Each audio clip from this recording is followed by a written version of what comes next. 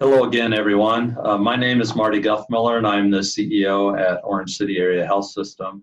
Welcome to the COVID-19 Community Briefing, 11th edition. It's been a couple days since we've last talked, and so I wanted to give you the first Friday afternoon edition, just to keep you informed and let you know what's going on. Start out with the scoreboard today. So the number of tests performed are 66 at this point. Still remain 3 positive. So we have not had a positive case in our Orange City Area Health System since April 2nd. And it had 63 negative tests. Again, as we discussed the last time, there are more than likely people in our community that have had COVID-19 and have recovered. That's a good thing. So there's probably a little bit of immunity out there, although immunity is quite a question today when you talk with the docs. There's just a lot of unknown. Nobody really knows for sure. So that's where we're at. 66 tests, 3 positive, 63 negative. A couple things that I mentioned on Tuesday have happened.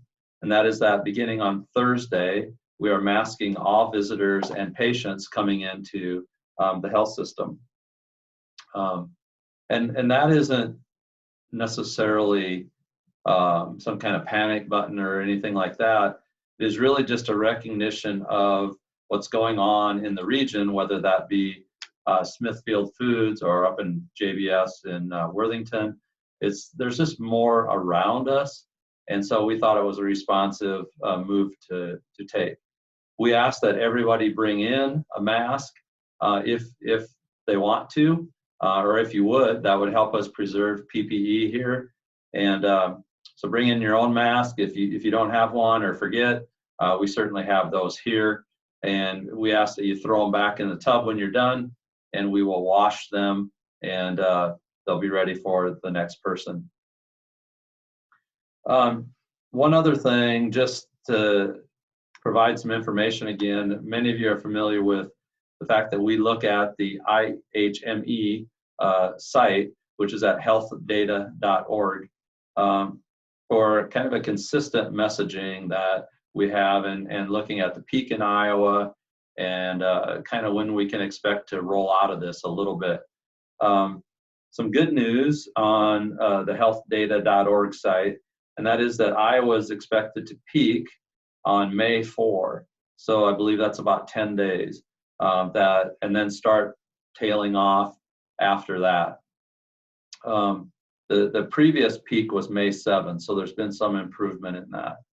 On a not so positive front is that they're still expecting social distancing to occur through June 26. So we're talking about still a couple months of that is what's being recommended through the IHME site, which again is being followed by other healthcare organizations as well. So that is not anything that's carved in stone at this point, but it's simply one indication that we're not quite out of this yet, but we can see light at the end of the tunnel most clearly.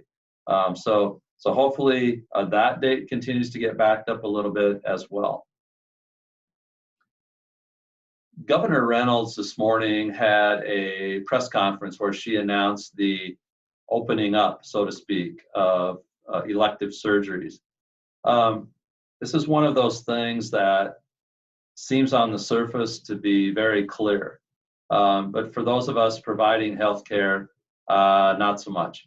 So there are a lot of things, and she gave a relatively brief statement today that indicated open things up and get it going. If you listen carefully to what she said, she did say in a phased-in approach. Most people don't hear the phased-in amount or wording. They just talk about we can start having elective surgeries. And believe me, more than anyone else, we want that as well. But there are a lot of rules that come with the proclamation that Governor Reynolds mentioned this morning. And we'll be meeting on Monday morning of next week to make sure that we start going through each and every one of those requirements that the state is placing on us as providers to safely do surgeries, and to determine what exactly is a non-essential versus an essential surgery and or procedure. What's the definition of a procedure?